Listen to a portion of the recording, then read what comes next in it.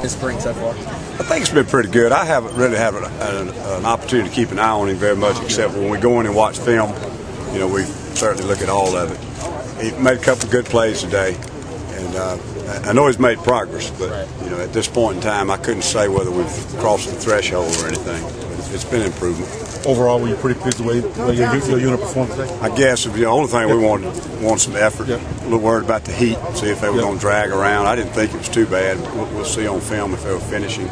I'm sure we got a ton of missed assignments. A lot of young guys out back still learning, and even a lot of the twos up front, linebackers and other guys.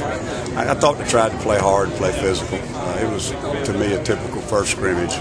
Not very smooth, not very crisp or sharp, execution and some of those type things. I saw Kenny Davis batted down a pass. Did he have a pretty good scrimmage, Kenny Davis? I can't comment on his overall scrimmage. I like you. I saw him a couple of times make a play here or there, but when we cut the film on, it may be a different story. But he's had a pretty decent spring. This week, have any of the safeties opposite DJ done anything to take a step ahead?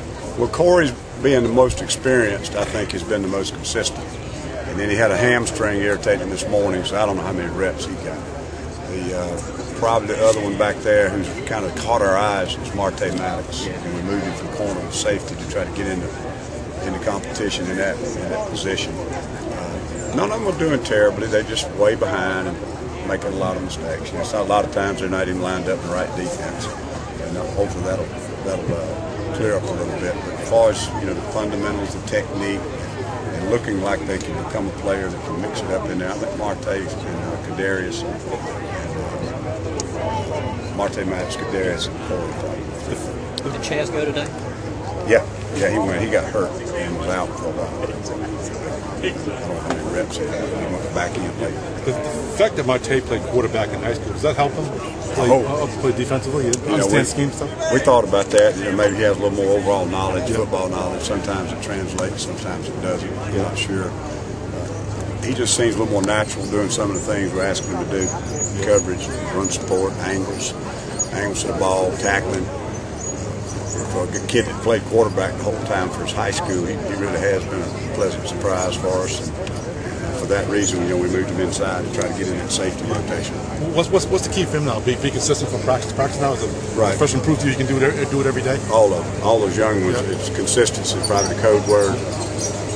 There's been enough drills at this time that I don't think they're ever overly shy. I'm not saying we got any killers in the young group, but they've all kind of mixed it up contact-wise. Some of them have made some good plays on the ball and shown some good man-to-man technique. It's just going to take time, I think, before we find out which one will step up and be able to do it. I see the Pulp's been in yellow all spring. When do you expect Pulp to get back at all this spring? Well, he had not the knee that had the surgery from 2 seasons ago, but the other knee had a little cartilage. They went in and had to see what was exactly wrong with it, and it turned out not to be a real major issue. So they cleaned it up a little bit, but it's just too close to that surgery time to let him go full speed, and it could get inflamed, swell back up, start another process of missing workouts and things. So at this point, any player that misses a lot of football practice will begin to lose, some of his presence about how to play things and all that. So I don't want him out forever. But the most important thing about him right now is not learning what we're doing. It's about getting that knee fully recuperated so he doesn't miss the summer workouts. He'll be fine.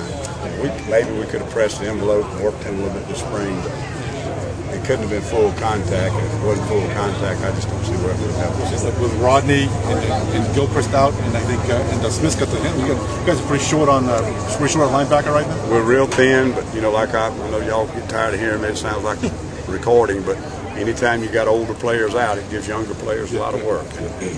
Reggie Bowens, and Winfield, and Quinn's going full speed, and DeMario being moved inside, they're getting a lot of work. So just having 4 out there at times can be an advantage as long as you don't lose one of them.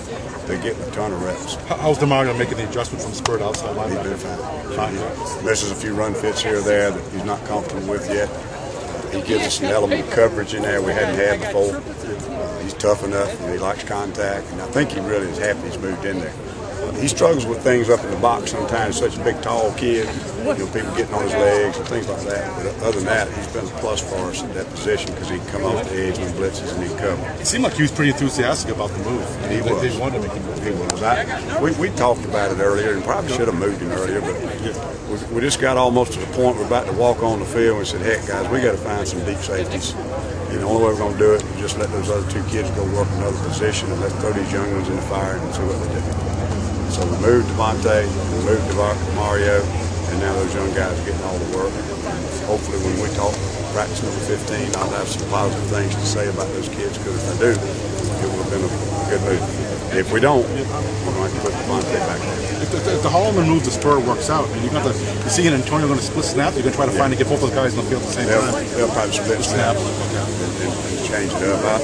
I know it sounds crazy. I mean, you got to almost have 22 kids to get through this league and have any chance to be able to mix it up for the championship. We're getting closer, but we got a chance last year, but we just weren't there. Part of it's depth. We just got to be able to play with more players on every Saturday and stay fresh, not lose a productive position when somebody's out. You got to have 2 deep across the board to really mix it up in this league. It seems like Swearingen's a guy who always seems to practice hard.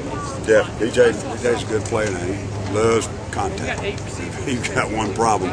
He's looking for contact every play. And he might be a guy who bite on a little play fake every now and again. But I could already see a difference in him.